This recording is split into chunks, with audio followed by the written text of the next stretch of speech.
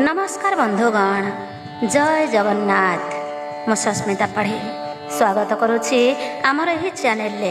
आज आपण मानक पई प्रस्तुत करिछु पुरुषोत्तम मासरे पड़ुथिबा एही पद्मिनी एकादशी व्रत कथा, जहाको श्रवण करिबा द्वारा मनुष्यर जानतरे बा अजानतरे होइथिबा पाप नष्ट हेबो।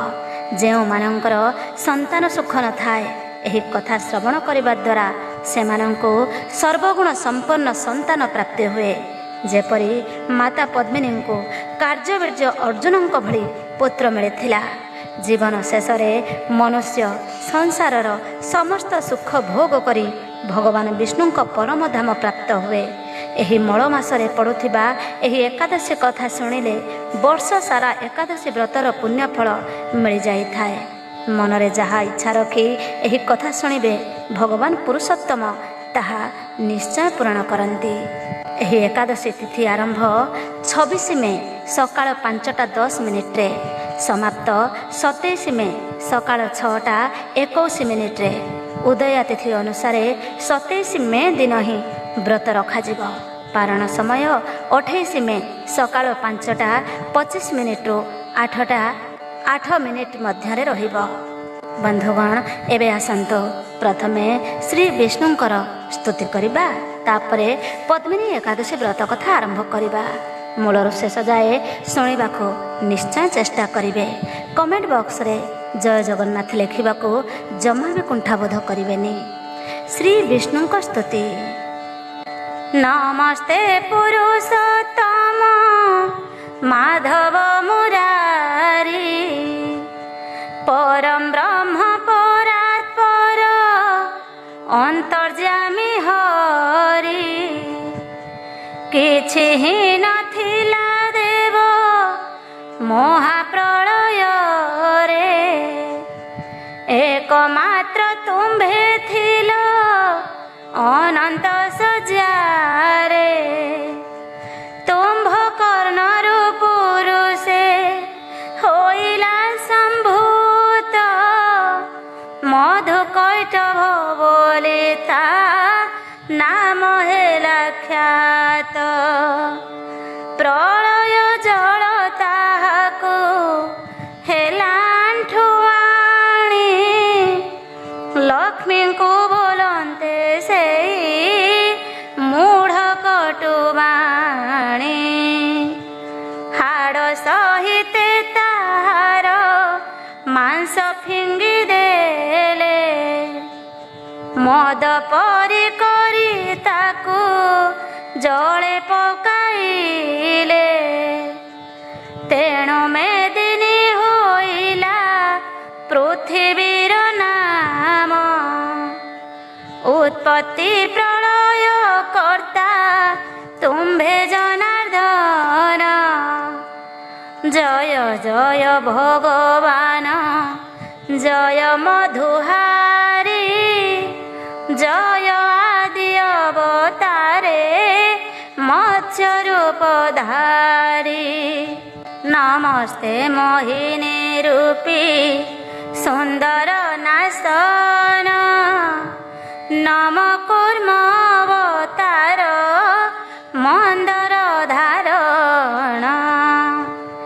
नमस्ते वराह पृथ्वी दंतग्रे धरी, नृसिंह रूपे हिरण्य काशिपु विदारी। देवंक बोली काश्यप कोळे जात हेल, बामन रूपे बोलिकी पाताळे रखिल। पृथ्वीरे क्षत्रिय वंश बहुत बढ़िले, दान जग यज्ञ बिना अन्याय मातिले। से हेतु परशुराम रूप को धइल, क्षत्रिय करी पृथ्वी रे जणे न रखिल। जगत रहिते प्रभु तुम्भर जन्म, ताहु अन्य केही नाही त्रिभुवन सर्वजीवे सर्वकाले रक्षक आपण तुम्भर प्रसादे स्वर्गे भोगे देवगण नमो नमो नारायण ब्रह्म सनातन संसार हेतु तुमे हो अवतीर्ण तुमे आदि तुमे मध्य तुमे अंतरूपे सकल जगत भरी अछल मकूपे तुमे इंद्र तुमे चंद्र तुमे दिवाकर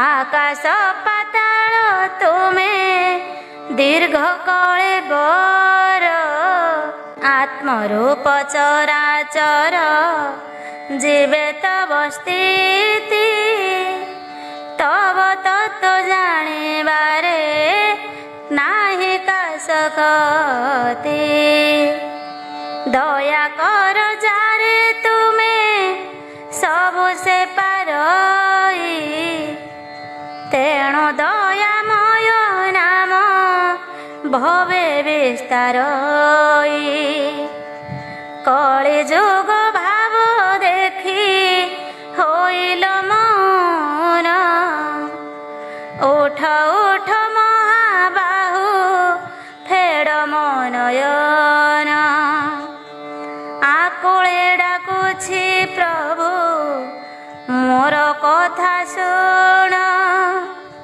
चरण तले शरण लोडु अछि दिन एबे आसंतु आरंभ करिबा पद्मिनी एकादशी व्रत कथा।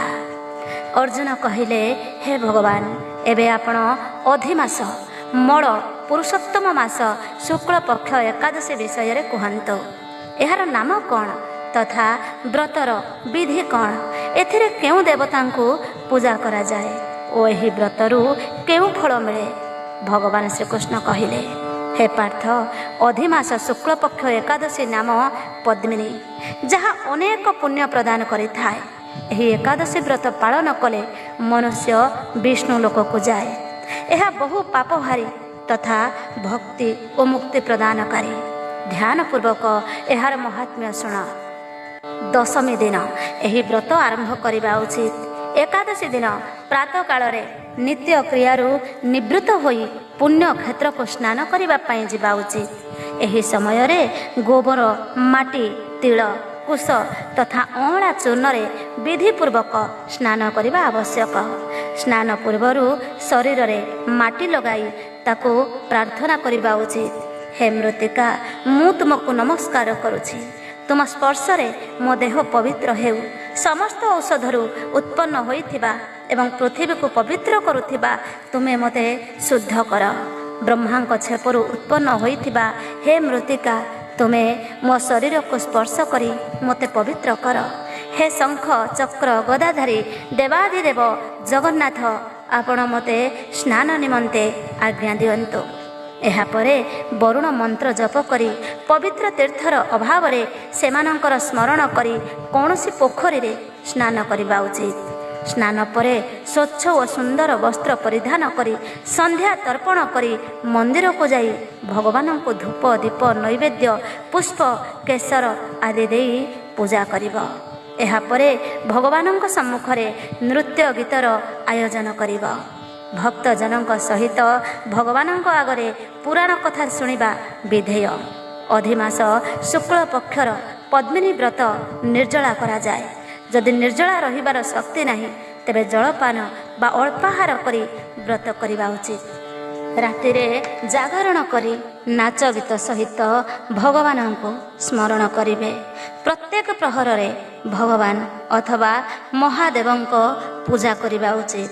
प्रथम प्रहर रे भगवानंको नड़िया, द्वितीय प्रहर रे बेलफल, तृतीय प्रहर रे सीताफल, ଆତ ଓ ଚତୁର୍ଥ ପ୍ରହରରେ ସୁପାରି ନାରଙ୍ଗୀ ଅର୍ପଣ କରାଯାଏ।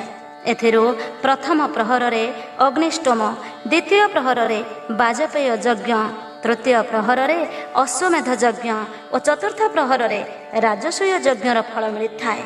ଏହି ବ୍ରତ ଠାରୁ ବଡ଼ ସଂସାରରେ କୌଣସି ଯଜ୍ଞ, ତପ, ଦାନ ବା ପୁଣ୍ୟ ନାହିଁ। ଏକାଦଶୀ ବ୍ରତ କରୁଥିବା ମନୁଷ୍ୟକୁ ସମସ୍ତ ତୀର୍ଥ ଓ ଯଜ୍ଞର ଫଳ ମିଳିଥାଏ। ଏହିପରି ସୂର୍ଯ୍ୟୋଦୟ ପର୍ଯ୍ୟନ୍ତ ଜାଗରଣ କରିବା ଉଚିତ ଓ ସ୍ନାନ କରି ବ୍ରାହ୍ମଣଙ୍କୁ ଭୋଜନ କରାଇବା ଉଚିତ। ଏହି ପ୍ରକାର ଯେଉଁ ମନୁଷ୍ୟ ବିଧିପୂର୍ବକ ଭଗବାନଙ୍କ ପୂଜା ତଥା ବ୍ରତ କରନ୍ତି ସେମାନଙ୍କର ଜନ୍ମ ସଫଳ ହୋଇଯାଏ ଏବଂ ସେମାନେ ଏହି ଲୋକରେ ନାନାଦି ସୁଖ ଭୋଗ କରି ଶେଷରେ ଭଗବାନ ବିଷ୍ଣୁଙ୍କ ପରମଧାମକୁ ଯାଆନ୍ତି। ହେ ପାର୍ଥ, ମୁଁ ତୁମକୁ ଏକାଦଶୀ ବ୍ରତର ସମ୍ପୂର୍ଣ୍ଣ ବିଧାନ କହିଲି। ଏବେ ଯେଉଁମାନେ ପଦ୍ମିନୀ ଏକାଦଶୀ ବ୍ରତ ଭକ୍ତିପୂର୍ବକ କରିଛନ୍ତି ସେମାନଙ୍କର କଥା କହୁଛି, ଧ୍ୟାନପୂର୍ବକ ଶୁଣ। ଏହି ସୁନ୍ଦର କଥା ପୁଲସ୍ତ୍ୟ ଋଷି ନାରଦଙ୍କୁ କହିଥିଲେ। ଥରେ କାର୍ଯ୍ୟବୀର୍ଯ୍ୟ ରାବଣକୁ ନିଜର କାରାଗୃହରେ ବନ୍ଦ କରିଦେଲେ। ମୁନି ପୁଲସ୍ତ୍ୟ କାର୍ଯ୍ୟବୀର୍ଯ୍ୟଙ୍କୁ ବିନତି କରି ତାଙ୍କୁ ମୁକ୍ତ କରାଇଲେ। ଏହି ଘଟଣା ଶୁଣି ନାରଦ ପୁଲସ୍ତ୍ୟଙ୍କୁ ପଚାରିଲେ, ହେ ମହାରାଜ, ଏହି ମାୟାବୀ ରାବଣ ଯିଏ ଇନ୍ଦ୍ର ସମେତ ସମସ୍ତ ଦେବତାଙ୍କୁ ପରାଜିତ କରିଥିଲା, ତାକୁ କାର୍ତ୍ତବୀର୍ଯ୍ୟ କିଭଳି ଜାଣିଲା ତାହା ମୋତେ ବୁଝାଇ କହନ୍ତୁ। ପୁଲସ୍ତ୍ୟ କହିଲେ, ହେ ନାରଦ, ଆଗରୁ କାର୍ତ୍ତବୀର୍ଯ୍ୟ ନାମକ ଜଣେ ରାଜା ରାଜତ୍ୱ କରୁଥିଲେ। ଏହି ରାଜାଙ୍କର 100 ସ୍ତ୍ରୀ ଥିଲେ, କିନ୍ତୁ ଏମାନଙ୍କ ମଧ୍ୟରୁ କାହାରି ହେଲେ ରାଜ୍ୟଭାର ସମ୍ଭାଳିବା ଭଳି ଯୋଗ୍ୟ ପୁତ୍ର ନଥିଲେ। ତେଣୁ ରାଜା ଆଦରପୂର୍ବକ ପଣ୍ଡିତଙ୍କୁ ଡକାଇ ପୁତ୍ର ପ୍ରାପ୍ତି ନିମନ୍ତେ ଯଜ୍ଞ କଲେ, କିନ୍ତୁ ସବୁ ଅସଫଳ ହେଲା। ଯେପରି ଦୁଃଖୀ ମନୁଷ୍ୟକୁ ଭୋଗ ନିରସ ଲାଗେ, ଠିକ୍ ସେହିପରି ରାଜାଙ୍କୁ ମଧ୍ୟ ପୁତ୍ର ବିନା ନିଜର ରାଜ୍ୟ ଦୁଃଖମୟ ପ୍ରତୀତ ହେଉଥିଲା।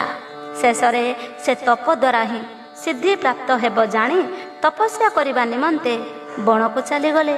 ତାଙ୍କ ସ୍ତ୍ରୀ ହରିଶ୍ଚନ୍ଦ୍ରଙ୍କ କନ୍ୟା ପ୍ରମୋଦା ମଧ୍ୟ ବସ୍ତ୍ର ଅଳଙ୍କାର ତ୍ୟାଗ କରି ନିଜ ପତି ସଙ୍ଗରେ ଗନ୍ଧମାର୍ଦ୍ଦନ ପର୍ବତକୁ ଚାଲିଗଲେ।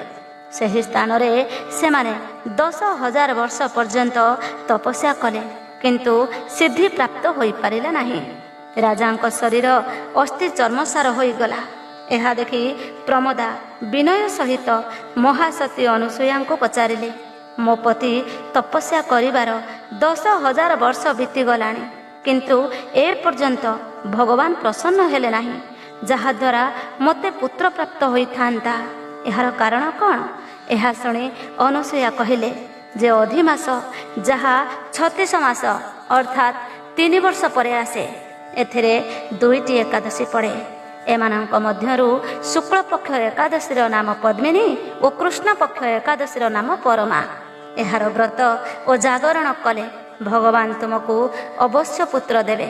ଏହାପରେ ଅନୁସୂୟା ବ୍ରତାନୁଷ୍ଠାନର ବିଧି ବତାଇଲେ। ଅନୁସୂୟା ବତାଇଥିବା ବିଧି ଅନୁସାରେ ରାଣୀ ଏକାଦଶୀ ବ୍ରତ ଓ ରାତିରେ ଜାଗରଣ କଲେ। ଏଥିରେ ଭଗବାନ ବିଷ୍ଣୁ ତା ଉପରେ ବହୁତ ପ୍ରସନ୍ନ ହେଲେ ଏବଂ ତାକୁ ବର ମାଗିବା ପାଇଁ କହିଲେ। ରାଣୀ କହିଲେ, ଆପଣ ଏହି ବରଦାନ ମୋ ପତିକୁ ଦିଅନ୍ତୁ। ପ୍ରମୋଦାଙ୍କ ବଚନ ଶୁଣି ଭଗବାନ ବିଷ୍ଣୁ କହିଲେ, ହେ ପ୍ରମୋଦେ, ମଳ ମାସ ମୋର ବହୁତ ପ୍ରିୟ, ସେଥିରେ ପୁଣି ଏକାଦଶୀ ତିଥି ମୋର ସବୁଠୁ ଅଧିକ ପ୍ରିୟ। ତୁମେ ଏହି ଏକାଦଶୀ ବ୍ରତ ତଥା ରାତ୍ରି ଜାଗରଣ ବିଧିପୂର୍ବକ କରିଅଛ, ତେଣୁ ମୁଁ ତୁମ ଉପରେ ଅତ୍ୟନ୍ତ ପ୍ରସନ୍ନ। ଏତିକି କହି ଭଗବାନ ବିଷ୍ଣୁ ରାଜାଙ୍କୁ କହିଲେ, ହେ ରାଜେନ୍ଦ୍ର, ତୁମେ ନିଜର ଇଚ୍ଛା ଅନୁସାରେ ବର ମାଗ, କାରଣ ତୁମର ପତ୍ନୀ ମୋତେ ପ୍ରସନ୍ନ କରିଅଛି। ଭଗବାନଙ୍କ ମଧୁର ବାଣୀ ଶୁଣି ରାଜା କହିଲେ, ହେ ଭଗବାନ, ଆପଣ ମୋତେ ସବୁଠାରୁ ଶ୍ରେଷ୍ଠ, ସମସ୍ତଙ୍କ ଦ୍ୱାରା ପୂଜିତ ତଥା ଆପଣଙ୍କ ବ୍ୟତୀତ ଦେବ, ଦାନବ, ମନୁଷ୍ୟ ଆଦିଠାରୁ ଅଜେୟ ଉତ୍ତମ ପୁତ୍ର ଦିଅନ୍ତୁ। ଭଗବାନ ତଥାସ୍ତୁ କହି ଅନ୍ତର୍ଧ୍ୟାନ ହୋଇଗଲେ। ଏହାପରେ ସେମାନେ ନିଜ ରାଜ୍ୟକୁ ଫେରି ଆସିଲେ। ସେଠାରେ କୀର୍ତ୍ତବୀର୍ଯ୍ୟ ଜନ୍ମ ହୋଇଥିଲେ। ସେ ଭଗବାନଙ୍କ ବ୍ୟତୀତ ସମସ୍ତ ସଭିଙ୍କ ଠାରୁ ଅଜୟ ଥିଲେ। ସେ ରାବଣକୁ ଜିତିଥିଲେ। ସବୁ ପଦ୍ମିନୀ ବ୍ରତର ପ୍ରଭାବ ଥିଲା। ଏତିକି କହି ପୁଲସ୍ତ୍ୟ ସେଠାରୁ ଚାଲିଗଲେ। ଭଗବାନ ଶ୍ରୀକୃଷ୍ଣ କହିଲେ, ହେ ପାଣ୍ଡୁ ନନ୍ଦନ ଅର୍ଜୁନ, ଏଠାରେ ମୁଁ ଅଧିମାସ ପୁରୁଷୋତ୍ତମ ମାସର ଶୁକ୍ଳପକ୍ଷ ଏକାଦଶୀ ବ୍ରତ କହିଲି। ଯେଉଁ ମନୁଷ୍ୟ ଏହି ବ୍ରତାନୁଷ୍ଠାନ କରେ ସେ ବିଷ୍ଣୁ ଲୋକ ପ୍ରାପ୍ତ ହୁଏ। ଏବେ ଆସନ୍ତୁ ଏହି ସୁନ୍ଦର ପବିତ୍ର ଦିନରେ ଆରମ୍ଭ କରିବା ଶ୍ରୀ ଶ୍ରୀ ତୁଳସୀ ଦେବୀ ମହାପୁରାଣ ବା ଚଉରା ପୂଜା। ପ୍ରଥମେ ଆସନ୍ତୁ ଶ୍ରୀ ଗୁରୁଙ୍କର ବନ୍ଦନା କରିବା। ଜୟ ଜୟ ଗୁରୁଦେବ ଜଗତ ଠାକୁର, ଜୟ ଜୟ ଗୁରୁଦେବ ଘେନ ନମସ୍କାର। ଅପାର ମହିମା ତବ ଶ୍ରୀ ଗୁରୁ ରାଜନ, ତବ ଗାଥା ଲେଖିବାକୁ ଛାର କି ଭାଜନ। ତୁମ୍ଭେ ପିତା ତୁମ୍ଭେ ମାତା ସଖା ସହୋଦର, ତୁମ୍ଭେ ବ୍ରହ୍ମା ତୁମ୍ଭେ ବିଷ୍ଣୁ ତୁମ୍ଭେ ମହେଶ୍ୱର। ଜ୍ଞାନାଞ୍ଜନ ଦିଅ ଗୁରୁ ହଟାଅ କୁଜ୍ଞାନ, ସଦା କାଳେ ଆଶ୍ରା ତବ ନିୟନ୍ତି ସୁଜନ। ତବ ଶ୍ରୀପଦ କଞ୍ଜରେ ଥୋଇ ପଞ୍ଚମନ, କବି ବସି ବିଚାରଇ ଶାସ୍ତ୍ର ଯେ ପୁରାଣ। ତୁମ ପଦରେ ମୁଁ ବଳେ ଏକଲମ ଧରି, ଲେଖୁଅଛି ଏ ପୁରାଣ ଆଜ୍ଞାରେ ତୁମରି। ତୁଳସୀ ମହାପୁରାଣ ଲେଖିବାକୁ ମନ, ବଳି ଅଛି ଦୟା କର ଶ୍ରୀ ଗୁରୁ ରାଜନ। ପଦ ଛନ୍ଦ ମାନ ଯେବେ ହୋଇବ ସରଳ, ପଢ଼ି ଖୁସି ହୋଇଯିବେ ମା ମାଉସୀ ମୋର। ବିଶ୍ୱର ଠାକୁର ତୁମେ ମୋର ତେ ସାକାର, ଦୟା କରି ମହାପ୍ରଭୁ ଘେନ ମୋ ଜୁହାର। ଦିନ ବୁଦ୍ଧିମନ୍ତ ସଦା ତବ ନାମ ଧ୍ୟାଇ, ଏ ମହାପୁରାଣ ଗୋଟି ରଚନା କରଇ। ଏବେ ଆସନ୍ତୁ ତୁଳସୀଙ୍କ ଜଣାଣ ଆରମ୍ଭ କରିବା। ନମୋ ମା ତୁଳସୀ ଦେବୀ କରୁଣା ସାଗର, ଶ୍ରୀ ବିଷ୍ଣୁଙ୍କର ତୁହି ଯେ ଅଟୁ ମନ ହର। ପରମ ବୈଷ୍ଣବୀ ମାତ ଜଗତର ହିତେ, ବିଜେ କଲୁ କଳି ଯୁগে ବୃକ୍ଷ ରୂପେ ମର୍ତ୍ତେ। ମହାନିତ୍ୟ ଧାମର ତୁ ଅଟୁ ମା ପ୍ରହରି, ବିନା ଦୋଷରେ ଆସିଲୁ ମର୍ତ୍ତେ ଅବତରି। ସତ୍ୟ ଯୁଗେ ନାମ ଗୋଟି ତୋର ସତ୍ୟବତୀ, ପରାଶର ଋଷିଙ୍କର ହୋଇଲୁ ମା ପତ୍ନୀ। ତୋ ଗର୍ଭରୁ ବ୍ୟାସ ଦେବ ହୋଇଲେ ଜନମ, ଜଗତରେ ଦ୍ୱିତୀୟ ବିଷ୍ଣୁ ରୂପେ ହେଲେ ଗଣ୍ୟ। ତ୍ରେତା ଯୁଗରେ ମାଳତୀ ରୂପ ତୁ ହୋଇଲୁ, ବୃକ୍ଷ ରୂପରେ ପ୍ରଭୁଙ୍କ ପୂଜାରେ ଲାଗିଲୁ। ଦ୍ୱାପର ଯୁଗରେ ମାଗୋ ତ୍ରିପୁରା ତୋ नाम मया दैत्य पत्नी रूपे जापिलु जीवन कली जुगे वृंदावती तुही मा तुलसी जलंधर पत्नी हेलु मोर तरे आसी प्रभात उठित मुख जे करे दर्शन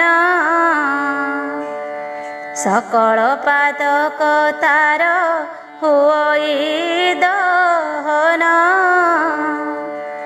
संध्या काले गोमयरे तो स्थान लिपोई संध्यावती देई जेहु ओळगी हुई हेउ नारी की बानर दयारे तोहर पुत्र धारा सुत चिते भरी जाए घर मूले थांती गंगा डाले थांती दामोदर देवता माने थांती पत्र रे तोहर नमो मा तुलसी देवी विष्णुंक घरणी शक्ति प्रदायिनी मात मंगलकारिणी सर्वजन हितकारी मागो तुलसा दीन बुद्धिमंतर तु सहाय भरोसा। एबे आसंतु तुलसी महिमा कथन आरंभ करिबा। शुण हे विबुद्ध जने मन कर्ण देई अपूर्व चरित एक कहु अछि मोहि शोक परीक्षितंकर कथोपकथन ଯାହାକି ଅଟେ ତୁଳସୀ ଦେବୀଙ୍କ ପୁରାଣ। ଏକ ଦିନେ ପରୀକ୍ଷିତ ରାଜା ବସିଥିଲେ ପ୍ରଜାମାନଙ୍କର ହାନି ଲାଭ ବୁଝୁଥିଲେ। ପ୍ରଜାଙ୍କର ହାନି ଲାଭ ବିଚାର ଶେଷରେ ଶୁକମୁନି ପରବେଶ ହୋଇଲେ ସେଠାରେ। बोलती है महामुनि पादे पड़ी सोई बड़ भाग्य दर्शन देल दया बही। श्री शुकवाच परीक्षा नृपतिंकर वचन शुणिले शुकदेव अति तो से वचन भासिले। चतुर्मास तुम्भपुरे जापि विराजन से निमंते तुम्भपुरे कली आगमन। पारिबु कि मुनिमित बास एक देई शुणिण कहन्ति अभिमन्युर तनयी। परीक्षित वाच आपणकर दयारे राइज मोहर प्रजा माने रहिछन्ति आहे मुनिवर।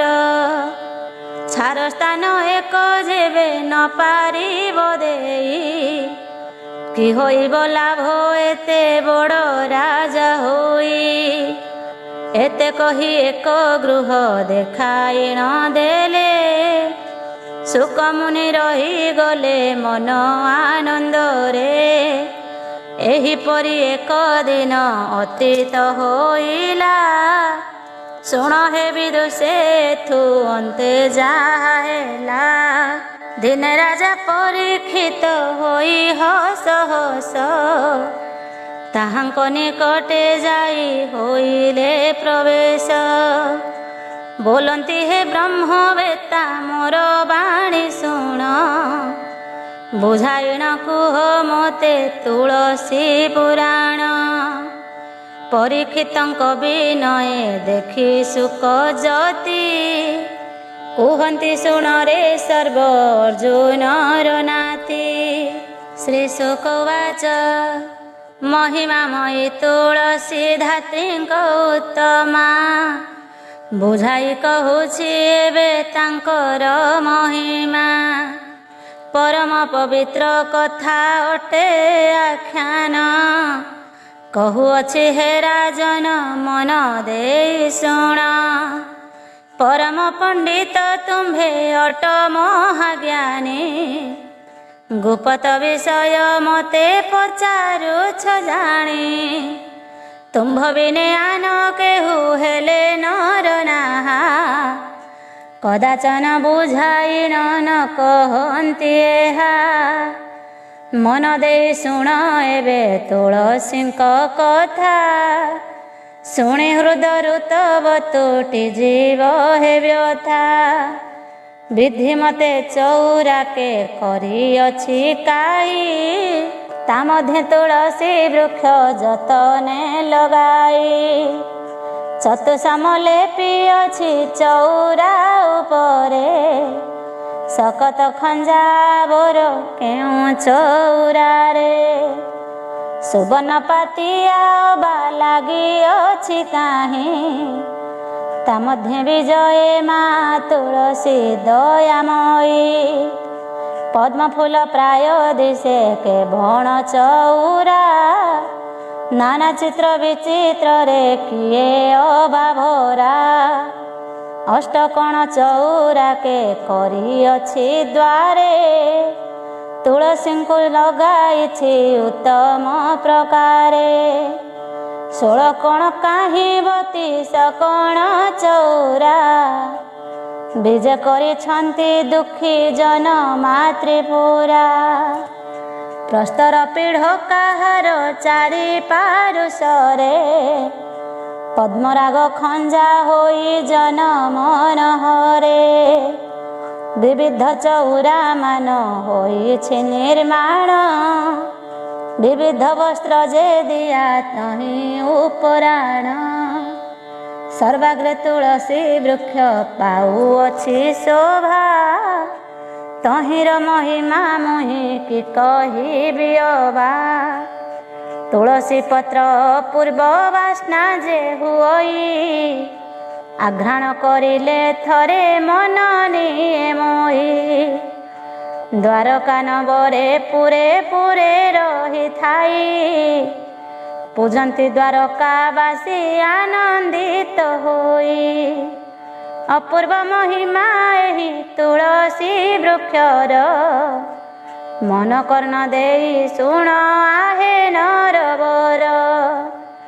मूले गंगा देवी तार थांती अनुक्षण डाले स्वयं विष्णुंकर निज वासस्थान। इंद्रचंद्र सूर्य सम नैऋतगण विद्याधर जक्ष रक्ष गंधर्व चारण सबुंकर वासस्थान तापत्र मध्यरे। परम पवित्र तेणु मोर संसार रे। जेउ कथा पुछा कलु मन देई शुण समस्त शुभ कार्य रे पत्र मातांकर। लोड़ा हुए मने रखी थाओ नवरर दिन बुद्धिमंत स्मरी मातांक चरण। महानंदे रचई महापुराण। गोलोक वैकुंठ रास क्रीड़ा परीक्षित वाच एथु अंते परीक्षित जोड़िबेनि हस्त। सुकमुनिक चरणे कले प्रणिपात। बोलंती हे ब्रह्म ज्ञानी अनुग्रह कर। प्रथमे तुलसींकर काहीं थिला घर। मर्त्यपुरे काहीं पाई होइले जन्म। सकल चरित मते कुह नृपराण। परीक्षितंक वचन शुणी सुकमुनि। जेउ कथा पुछा कलु शुण नरमणि। श्री शुकवाच ରାଜନଙ୍କର ବଚନ କର୍ଣ୍ଣରେ ଶୁଣିଲେ, ଦରହସିଣ ତାହାଙ୍କୁ ବଚନ ବୋଇଲେ। ତୁଳସୀ କେଉଁ ସ୍ଥାନେ ନିବାସ ତାଙ୍କର, କିଏ ପିତା ମାତା ତାଙ୍କ ଶୁଣ ନୃପବର। ପରମାତ୍ମାଙ୍କର ପ୍ରିୟ ନନ୍ଦିନୀଟି ସେହି, ନିତ୍ୟସ୍ଥଳ ରସ ଦ୍ୱାରା ପ୍ରହରା ଦିଅଇ। ପରମ ଶକତିମୟୀ ଅଟନ୍ତି ସେ ସତୀ, ରାଧାଙ୍କର ସହଚରୀ ମର୍ତ୍ତେ ଉତପତି। ମହାନିତ୍ୟ ଗୋଲକରେ ରହିଥାନ୍ତି ସେହି, ଗୋମାତା ପାରୁ ସେ ସଦା ରହିଥାନ୍ତି ସେହି। ନାମ ତାହାଙ୍କ ତ୍ରିପୁରା ଶୁଣ ହେ ରାଜନ, ସାପ ବଳେ ମର୍ତ୍ତ୍ୟପୁରେ ହେଲେ ଅବତୀର୍ଣ୍ଣ। ପରୀକ୍ଷିତ ଉବାଚ, ସାପ କଥା ଶୁଣି ପରୀକ୍ଷିତ ଯେ ଉବାଚ, ମନ୍ଦେ ହସିଣ କହନ୍ତି ମଧୁର ବଚନ। କି ନିମନ୍ତେ ମହାନିତ୍ୟ ଗୋଲକପୁରରେ, ସାକ୍ଷ୍ୟ ଦେଲା କୁହ ସର୍ବ ମୋହର ଛାମୁରେ। ଆବର ଗୋଲକ ମହାନିତ୍ୟ ରାସ କଥା, କହ ମହାମୁନି ହୃଦୁ ହର ମୋର ବ୍ୟଥା। ଶ୍ରୀ ଶୁକ ଉବାଚ, ଯେଉଁ କଥା ପୁଛା କଲ ଅର୍ଜୁନଙ୍କ ନାତି, ବୁଝାଇଣ ସେହି କଥା କହୁଛି ସମ୍ପ୍ରତି। ଷଡ଼ଚକ୍ର ପରେ ଅଛି ମହାନିତ୍ୟ ଧାମ, ବଡ଼ କଠୋର ଜୀବନେ ସେ ଧାମ ଦର୍ଶନ। ସହସ୍ର ପାଖୁଡ଼ା ବେଢ଼ା ସୁମନ ଫୁଟିଛି, ଗୋଲକ ମହାନିତ୍ୟର ସ୍ୱାଭାବିକ ଶୁଛି। ବିଚାରିଛି ନାହିଁ ଆଲୋକ ଅନ୍ଧାର, ନାହିଁ ଦୁଃଖ ଜରା ବ୍ୟାଧି ରୋଗ ଯେ ଆବର। ଅପୂର୍ବ କାନ୍ତି ଝଟକେ ସେ ପୁର ମହିମା, କି ବର୍ଣ୍ଣିବି ଜହିଁବି ଯେ ନିଜେ ପରମାତ୍ମା। ଅଷ୍ଟସଖୀ ନିତ୍ୟ ସ୍ଥଳେ ରହିଣ ଅଛନ୍ତି, ଇନ୍ଦୁ ଚିତ୍ରଲେଖା ତୁଙ୍ଗ ସଙ୍ଗେ ମହାସତୀ। 16 ସହସ୍ର ଗୋପୀ ଅଛନ୍ତି ସେଠାରେ, ରାସ କ୍ରୀଡ଼ା ଚାଲିଅଛି ସେ ମହାନିତ୍ୟରେ।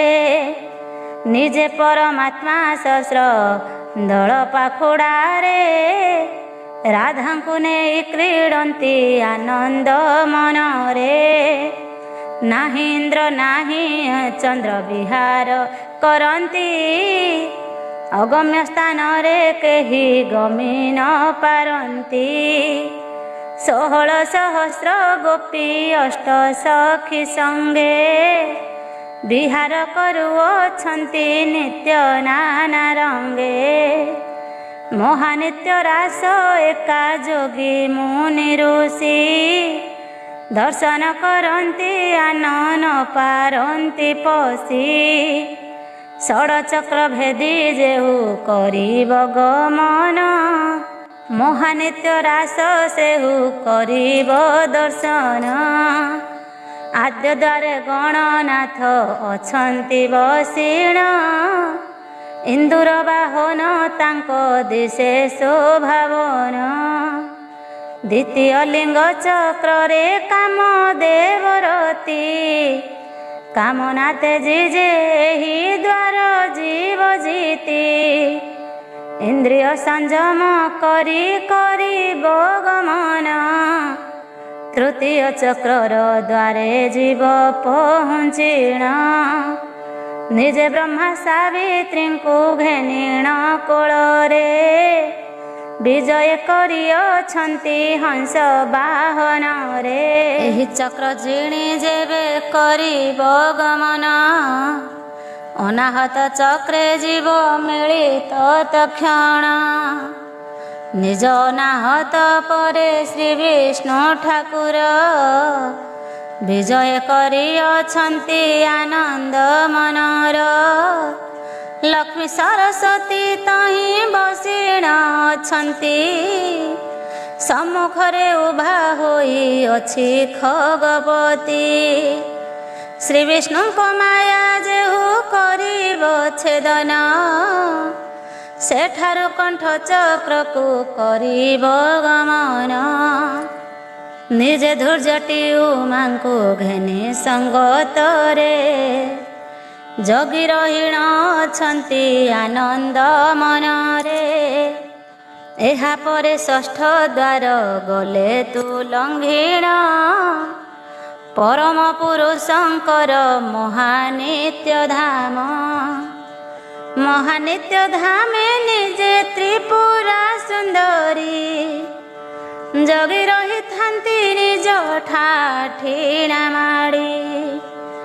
64 ଗୋପୀଙ୍କର ମଧ୍ୟରେ ସେ ସାର, ଚଉରୂପେ ସେବା କରେ ସେଠି ପ୍ରଭୁଙ୍କର। କେଉଁ କଥା ତ୍ରିପୁରାଙ୍କୁ ନଥାଏ ଅଜଣା, ଡରନ୍ତି ଗୋପୀଏ ତାରେ ନ କହି ବଡ଼ିମା। ଯେ ଯେଉଁ ସ୍ଥାନରେ ରହି ସେବା କରିବଇଁ, ସେହି ସ୍ଥାନରେ ତ୍ରିପୁରା ତାହାକୁ ରଖଇ। ସର୍ବନାୟିକାଙ୍କ ପରେ ତ୍ରିପୁରା ସୁନ୍ଦରୀ, ନିତ୍ୟସ୍ଥଳେ ସେବା କରେ ଆନନ ବିଚାରି। ଅନ୍ୟ ଦ୍ୱାରେ ମନ ଧ୍ୟାନ ଅଳପ ଦିଅଇ, ଆପଣା ଦ୍ୱାରକୁ ସଦା ସଜାଇ ରଖଇ। ସେହି ଦ୍ୱାର କଥା ଏବେ ମନ ଦେଇ ଶୁଣ, ଲକ୍ଷେ ବ୍ରହ୍ମା ବିଷ୍ଣୁ ଶିବ ନୁହନ୍ତି ବ୍ରଜନ। ତ୍ରିପୁରାଙ୍କୁ ସନ୍ତୋଷି ଯେ ପାରେ ଭକତିରେ, ସେହି ଏକା ସେ ସ୍ଥାନରେ ଅବା ଯାଇପାରେ। ନିତ୍ୟ ସ୍ଥାନ ଦେଖିବାକୁ ଦେବତାଙ୍କ ମନ, ମାତ୍ର କେଉଁ ଉପାୟରେ ପାନ୍ତିନି ଦର୍ଶନ। ଏଣୁ ମରେ ଧାମେ ଜନ୍ମି ଲଭନ୍ତି ମରଣ, ବ୍ରହ୍ମା ବିଷ୍ଣୁ ସଦା ଶିବ ତାଙ୍କରି ସମାନ। ନିତ୍ୟ ସ୍ଥାନ ଅଧିକାରୀ ତ୍ରିପୁରା ସୁନ୍ଦରୀ, ରାସସ୍ଥଳ ତେଜି ମର୍ତ୍ତେ ରହିଲା ସେ ବାଳି। ରାସସ୍ଥଳୀ ଜଗିଥାଏ କରିଣ ପଯତନ, ତାକୁ ତୋଷିବାକୁ କେହି ନାହାନ୍ତି ଭାଜନ। କେବଳ ଭକ୍ତିରେ ଯେବେ କରିବ ପୂଜନ, ତରଳି ଯାଇପାରିବ ଯେବେ ତାଙ୍କ ମନ। ଜୟ ଜୟ ପରମ ବ୍ରହ୍ମ ଜଗତ ଠାକୁର, ଜୟ ଜୟ ପରମ ବ୍ରହ୍ମ ଗୋଲକ ଠାକୁର। ଜୟ ଜୟ ପରମ ବ୍ରହ୍ମ ସଗୁଣ ନିର୍ଗୁଣ, ଜୟ ଜୟ ପରମ ବ୍ରହ୍ମ ଆତ୍ମାର ପରମ। ଜୟ ଜୟ ପରମ ବ୍ରହ୍ମ ରାଧା ଚିତ୍ତଚର, ଜୟ ଜୟ ପରମ ବ୍ରହ୍ମ ଜଗତ ଠାକୁର। ଦୀନ ବୁଦ୍ଧିମନ୍ତ ସଦା ତୁମ୍ଭ ନାମ ଧ୍ୟାଇ, ତୁଳସୀ ମହାପୁରାଣ ରଚନା କରଇ। ମାନବ ବିଷ୍ଣୁଙ୍କର ଭୂଷଣ୍ଡ କାକ ସଙ୍ଗରେ ଭେଟ ଓ କଥୋପକଥନ। ପରୀକ୍ଷିତ ବାଚ, ପୂଜା କଲେ ପରୀକ୍ଷିତ ଯୋଡ଼ିବେ ନିକର।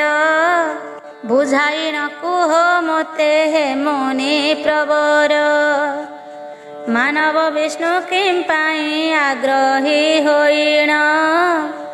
ଗଲେ ମହାନିତ୍ୟ ଧାମ କରି ଦର୍ଶନ, ତ୍ରିପୁରା ସୁନ୍ଦରୀ କିମ୍ପା ନେଲେ ସଙ୍ଗତରେ।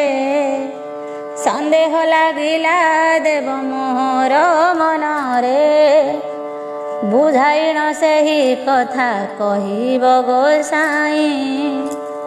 ଶୁଣିବା ପାଇଁ ଶରଧା ମୋ ମନେ ଅଛଇ, ପରୀକ୍ଷିତଙ୍କ ବଚନେ ଆନନ୍ଦିତ ହୋଇ। कहन्ति पुछिला जाहा शुण मन देई। श्री शुक उवाच मानव विष्णुଙ୍କ कथा शुण देई मन। मर्त्यमण्डलरे सदा हन्ति अवतीर्ण। लभन्ति जने जनम मरत मण्डले। निजे बड़ बोली गर्व करन्ति अंतरे। देवी लक्ष्मी आम्भ पत्नी जगतर माता। पालन करता आम्भे जगतर पिता। आम्भ बिने गति मुक्ति के पारिब देई। आम्भ ठारु श्रेष्ठ केही ब्रह्मांडरे नाही। आम्भे सर्वजीवंकर अटु पिता माता। सचराचर जीवर गति मुक्ति दाता। ऐसा न विचारी मने गौरव कहन्ति। निजर बड़ी मापण केबे न छाड़न्ति। एक दिन कर कथा शुण हो राजन। भ्रमिबा पाई कि निजे बड़ाईण मन। मानव विष्णु चलन्ति आनंदित होई। प्रकृति राणी सौंदर्य मन निये मोही। आपणार मन मध्ये करन्ति विचार। ए रम्य रचना सिना सकल मोहर। नाना जीव पक्षी कीट तरुआ तृण। हसुछन्ति मोर स्नेह होइन पालन। सबुरी घटरे मुहि विजे करिअछि। तरु तृण सर्वस्थाने पुरी रहिअछि। ऐसा न आपणा मने करिण विचार। देखुछन्ति शोभा राशि प्रकृति राणीर। एही परी देखी देखी किछि दूर गले। अद्भुत पक्षी गोटिए सेठारे देखिले। जेउठारे देखिले से नर नारायण। नीलगिरी अटई से पर्वतर नाम। जहीं पूजा पाउथिले दारु नारायण। तांकरी निकटे अछि से पक्षीटी जान। भूत भविष्यत ज्ञाता सेहिटी अटई। चतुर्दश भुवनर बारता जानई। महाज्ञानी अटई से काक गोटी जान। मानव विष्णु को जना न थाए मान। काकर निकटे जाई परवेश हेले। गौरव बही ताहांकु ओळगी नहिले। भूषण्ड बोलोई एड़े अज्ञानी जाछार। तिळे मात्र मोते न करिले तो खातर। कि विष्णु देखाई हुओ मरत धामरे। जोनि जन्म हेउअछ मोर संसार रे। तुम्भ परि केते विष्णु लभिले मरण। कल्प कल्प बीती जाए अछि मु स्थान। मानव देहेण बही एड़ी की बड़ाई। कि गर्व बहु अछ जोनि जन्म पाई। भूषण्ड काकर कथा शुणी नारायण। बोलन्ति हे काक मोर अपराध क्षमा। न जानिला पणे एबे अरजिछि दोष। दया करी क्षमा कर आहे काक ईश। गर्वहीन तुम्भंकु कली बेखातर। उपयुक्त प्रतिफल लिभिलेणे तार। आउ भर्सना दियो ना मानि गला मन। तुम्भ पाद तले बे पशुछि शरण। ଦୟା କରି କୁହ ମୋତେ ଜୀବ ମୁକ୍ତି ତତ୍ତ୍ୱ। ଯୋନି ଜନ ମନ ହୋଇ ନ ଆସିବି ମର୍ତ୍ୟ। ତହୁଁ ଭୂଷଣ୍ଡ ବୋଲନ୍ତି ସୁଦୟା କରିଣ। ହେ ମାନବ ବିଷ୍ଣୁ ଶୁଣ ମୋହର ବଚନ। ଗୋଲକ ମହାନିତ୍ୟରେ ପ୍ରଭୁ ପରମ ବ୍ରହ୍ମ। ନିତ୍ୟ ରାସ କରୁଛନ୍ତି ରାଧାଙ୍କୁ ନେଇଣ। ପରରଜ ଶଶବଦ ଅଷ୍ଟ ସଖୀ ସଙ୍ଗେ। 16 ସହସ୍ର ଗୋପୀ ରହିଛନ୍ତି ସଙ୍ଗେ। ଶ୍ରୀରାଧାଙ୍କ ସଙ୍ଗେ କରୁଛନ୍ତି କ୍ରୀଡ଼ାମାନ। ସେହି ରାସ କ୍ରୀଡ଼ା ଯେବେ କରିବ ଦର୍ଶନ। ଦୋଷ ଦୁର୍ବଳତା ତବ ହୋଇବ ଛେଦନ। କାଳେ କାଳେ ନ ପାଇବ ଆଉ ଯୋନି ଜନ୍ମ। ମାନବ ବିଷ୍ଣୁ କହନ୍ତି ତହିଁ ଯିବା ପାଇଁ। କେବଳ ପଥ ମୋତେଟି ଦିଅନ୍ତୁ ବତାଇ। ଭୂଷଣ୍ଡ କହନ୍ତି ବଡ଼ ଅଗମ୍ୟ ଏ ପଥ। ଆନ କେହି ଯିବା ପାଇଁ ନୁହନ୍ତି ସମର୍ଥ। ଛାଡ଼ି ଗୋଟି ଦ୍ୱାର ପରେ ମହାନିତ୍ୟ ଧାମ। ସେ ଦ୍ୱାରରେ ତ୍ରିପୁରାଙ୍କ ନିଜ ବାସସ୍ଥାନ। ଯେଡ଼େ ଗୁଣିଜନ ଦଳେ ନ ପାରିବ ଯାଇ। ଭକ୍ତିରେ ସନ୍ତୁଷ୍ଟ ଏକା ସେହି ମହାମାଇ। ଯେବେ ଭକ୍ତି ବଳେ ତାଙ୍କୁ ପାରିବୁ ମନାଇ। ଗୋଲକରା ହସ ତୋତେ ଦେବେ ସେ ଦେଖାଇ। ତୋହ ବଳେ ନ ପାରିବୁ ସେ ସ୍ଥାନକୁ ଯାଇ। ମାନବ ବିଷ୍ଣୁ ଶୁଣିଣ ଦୁଃଖିତ ଯେ ହୋଇ। ଭୂଷଣ୍ଡ କାକ ପୟରେ ପ୍ରଣିପାତ କଲେ। ବାହୁଡ଼ି ସେଠାରୁ ନିଜ ପୁରକୁ ଅଇଲେ। ଗୃହେ ପ୍ରବେଶ ବିମର୍ଷ ମନରେ ରହିଲେ। ଋଷିଙ୍କ ବଚନ ଶୁଣି ପରୀକ୍ଷ ବୋଇଲେ। ପରୀକ୍ଷିତ ବାଚ ଏଥୁ ଅନ୍ତେ କେଉଁ କଥା ହୋଇଲା ଘଟଣା। ଦୟା କରିଣ କହନ୍ତୁ ବଳି ଅଛି ମନ। ତବ ମୁଖ ଶୁଣିବାକୁ ତୁଳସୀ ମହିମା। ଦୟା କରି କୁହ ମୋତେ ଆହେ ମହାତ୍ମା। ପରୀକ୍ଷିତଙ୍କ ବିନୟ ଦେଖି ଋଷିବର। ଯେଉଁ କଥା ପୁଛା କଲ ଶୁଣ ନରବର।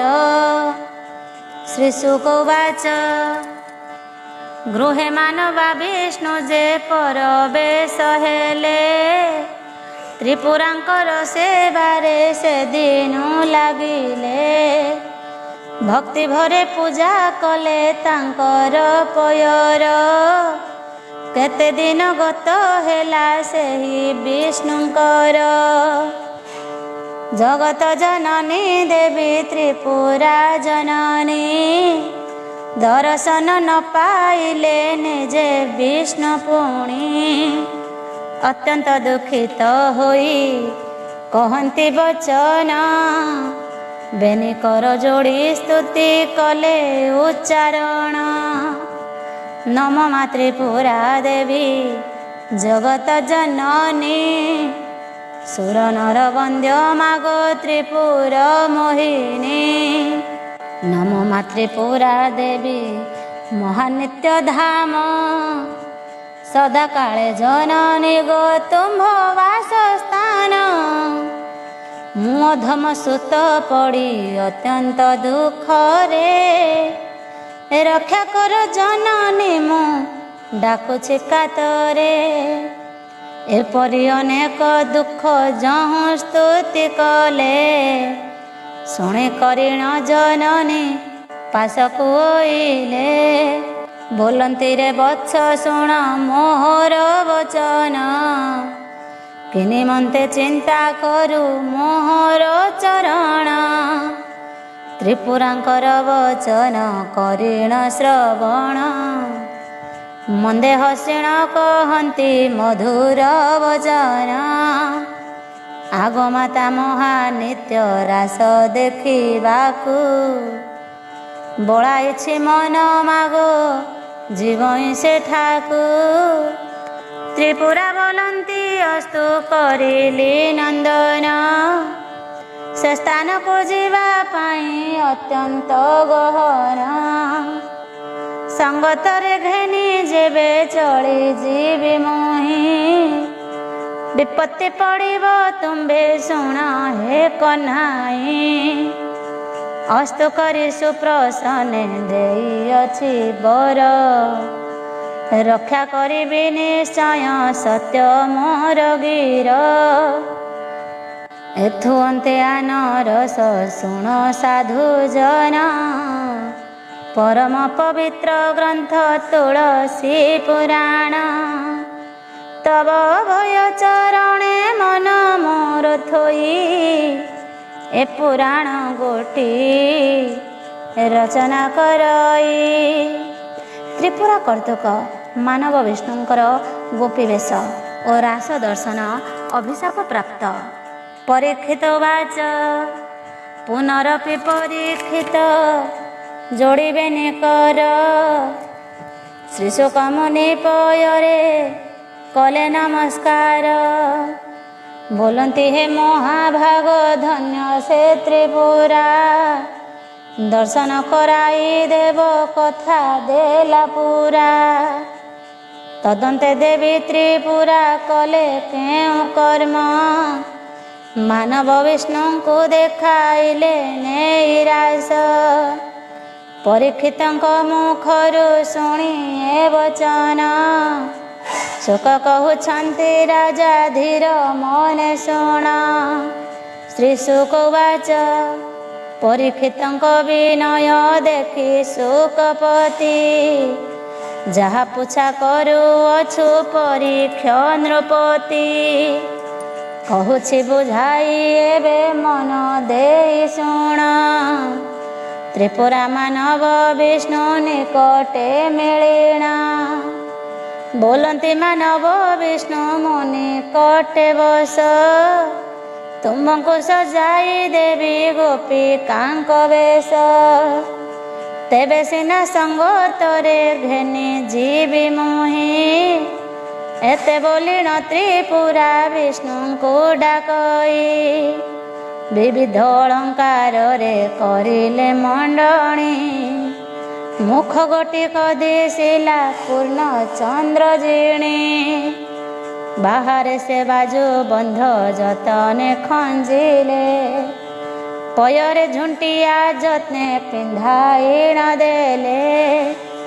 नासिकारे नवरत्न निर्मित बसन गଳାରେ सुवर्ण हार दिशे शोभावन बेनी भुजे ताड़ी जतन रे मुंडाइला पूर्व भागे जतन रे पदक खंजिला मुकुतार जाली गभा मध्य मुंडाइला दिव्य फुली पाट उपराण मंडाइला कजल गार देली से बेनी नयन रे पୟରେ अलता देला अति जतन रे भाल पटे अर्ध चंद्र आंकिला जत्न रे बिंदु बसाइला तुली धरी सुसंचरे कर्णरे सुवर्ण काप दिशई शोभन नाक नासिकारे सेहि दिशई जतन कृष्ण कुंतल कवरी जोड़ा भेणी पारी नाग फणी देई खोसा देले सज करी एसन मानव विष्णु सुवेश होइले त्रिपुरा सुंदरींकर संगते गमिले षढ़ द्वार पार होई संगे घेनी गले गोपींक गहणे जाई परवेश हेले एपरि सुवेश सेहि विष्णु होइथिले ଗୋପାଳୁଣୀ ମାନେ ତାଙ୍କୁ ବାରି ନ ପାରିଲେ। ଅନନ୍ତ ଶିଖରେ ଶୋଭେ ପଦ୍ମର କେଶର। ତହିଁରେ ମାନବ ବିଷ୍ଣୁ ହୋଇଲେ ହାଜର। ସପ୍ତମଣ୍ଡଳ ଉପରେ ଚାଲିଛି ରାହାସ। 16,000 ଗୋପୀ ମଧ୍ୟ ଏକ ହି ପୁରୁଷ। ଛଦ୍ମବେଶରେ ମାନବ ବିଷ୍ଣୁ ଯାଇଛନ୍ତି। ଗୋପୀ ଭାବି ଗୋପୀ ମାନେ ଜାଣି ନ ପାରନ୍ତି। ଅଙ୍ଗେ ଅଙ୍ଗେ ଯତନରେ ଯାଇଅଛି ଜଡ଼ି। କମଳ କେଶରେ ମଧ୍ୟ ରହିଛନ୍ତି ହରି। ବେନି ଭୁଜ ଛନ୍ଦା ଛନ୍ଦି ବନ୍ଧା ବନ୍ଧି ହୋଇ। ଯୁଗଳ ମୂରତି ଏକ ଯାଇଅଛି ହୋଇ। ଧନ୍ୟ 16,000 ଗୋପୀ ଜୀବନ ତାଙ୍କର। କେତେ ତପ କରିଥିଲେ ସେହି ରାମାବର। ତେଣୁ ମହାନିତ୍ୟ ରାସ କରନ୍ତି ଦର୍ଶନ। ମୁଖେ ମୁଖ ରଖିଛନ୍ତି ରାଧା କୃଷ୍ଣ ଜାଣ। ସ୍ନେହ ଭରେ ଆଲିଙ୍ଗନ ପରମ ପୁରୁଷ। ପ୍ରେମାଲିଙ୍ଗନରେ ରାଧା ଅତ୍ୟନ୍ତ ହରସ। ଲକ୍ଷ ନୁହେଁ କୋଟି ସୂର୍ଯ୍ୟ ଶୋଭାଙ୍କୁ ତାଙ୍କର। ହେମଲତା ସମ ରାଧା ଦିଶନ୍ତି ସୁନ୍ଦର। କୃଷ୍ଣଙ୍କ ପରଶ ପାଇ ରାଧା ପୁଲକିତ। ରାହାସ କରନ୍ତି ଦୁହେଁ ହି ପରିନିତ୍ୟ। ରତ୍ନବେଦୀ ଗୋଟି ମାତ୍ର ଅଟେ 3 ବଳ। ଷଡ଼ଦଳ ମଧ୍ୟରେ ତା ରଖିଅଛି ମୂଳ। ଅଷ୍ଟବଳେ ଅଷ୍ଟ କନ୍ୟା ଦିଶନ୍ତି ଯତନ। 16 ଦଳେ 32ରେ ସମସ୍ତ ସମ୍ପୂର୍ଣ୍ଣ। ଶ୍ରୀ ରାଧା କୃଷ୍ଣଙ୍କ ପ୍ରୀତି ଯେମନ୍ତ ଅଟଇ। 64 କଳା ଏହା ଶୁଣ ମନ ଦେଇ। କାହିଁନେ ତ ଉଡ଼ୁଅଛି ତହିଁ ଫର ଫର। ଆବର କେ ବଣ ସଖୀ ପକାଏ ଚାମର। ଖଞ୍ଜଣି ମୃଦଙ୍ଗ ଧରି କେ ନୃତ୍ୟ କରଇ। ସୁମଧୁର ସ୍ୱରେ କିଏ ଗୀତ ଗାଉଥାଇ। ଆନ କେହୁ ସଖୀ ମାନେ ନୃତ୍ୟ କରୁଛନ୍ତି। କେବା ବସି କରି ରାସ କ୍ରୀଡ଼ା ଦେଖୁଛନ୍ତି। ଶୁଣ ହେ ବିବୁଦ୍ଧ ଜନେ ଦେଇ ମନ କର୍ଣ୍ଣ। ପୁନରପି ପୁଛା କଲେ ପରୀକ୍ଷିତ ରାଣ।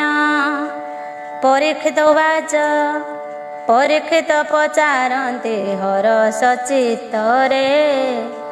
ତଦନ୍ତେ ଘଟିଲା କିସ ସେ ମହାନିତ୍ୟରେ।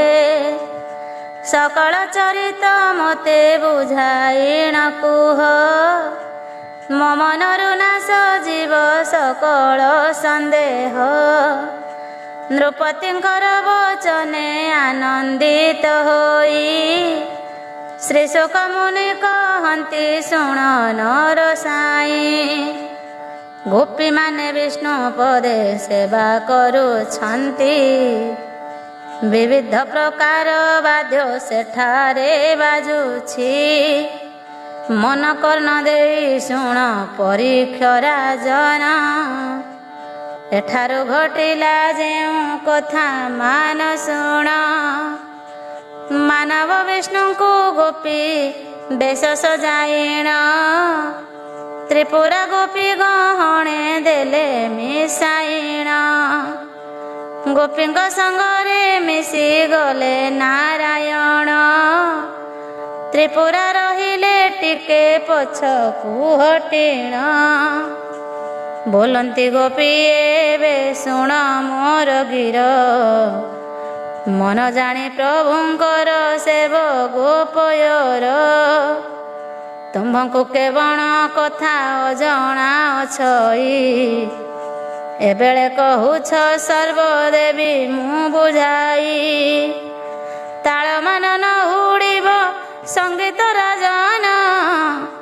ବାଦ୍ୟ ତାଳେ ତାଳେ ସର୍ବ ଗୋପୀ ନାଚିବ, ନାଚିବା କାଳରେ ସଦା ଥୟ କର ମନ, ଚିତ୍ତବୃତ୍ତି ଯେଉଁ ପରି ନ ଯିବ ଦହିଣ। ସଭିଏ ଗୋପ ଯୁବତୀ ରାଧା ସହଚରୀ, ଏକୁ ଏକ ବାଳି ସର୍ବେ ଅଟନ୍ତି ଚତୁରୀ। ତାଳ ମର୍ଦ୍ଦଳ ବଜାଇ ଗିନି ଯେ ଖଞ୍ଜଣି, ଢାଳୋଇ ଚାମର କେହୁ ବିଞ୍ଚଇ ବିଞ୍ଚଣି। କେବଣ ଗୋପୀ ଛତ୍ର ଯେ ଧରି ଅଛି ଶିରେ, ପଙ୍ଖା ଧରି ବିଞ୍ଚଇ କେ ମନ ଆନନ୍ଦରେ। ଆବର ତାମ୍ବୁଳ ଭୋଗ କରଇ କେ ନାରୀ, ସର୍ବଗୋପାଙ୍ଗନା ରାଧା କୃଷ୍ଣ ସେବାକାରୀ। ବିଭିନ୍ନ ପ୍ରକାର ପୁଷ୍ପ ଦିଏ କେଶ ଭୋଇ, ଲେପନ୍ତି ଚନ୍ଦନ କେହୁ ଆନନ୍ଦିତ ହୋଇ। ସୁବାସ ଦ୍ରବ୍ୟ କେ ବଣ ଗୋପୀ ଧରି କରେ, ବୋଳି ପକାଉଣ ଥାଏ କୃଷ୍ଣଙ୍କ ଉପରେ। ବିନୟରେ ଚୂଳ ମାଳ ମସ୍ତକେ ଖଞ୍ଜଇ, କର୍ପୂର କସ୍ତୁରୀ କେହୁ ଲଗାଇ ଦିଅଇ। ଅଷ୍ଟରତ୍ନ ମୁଦି ଦିଏ ଅଙ୍ଗୁଷ୍ଠୀରେ ଭରି, ପ୍ରଭୁଙ୍କ ହସ୍ତକୁ ଅଛି ନିଜ ହସ୍ତେ ଧରି।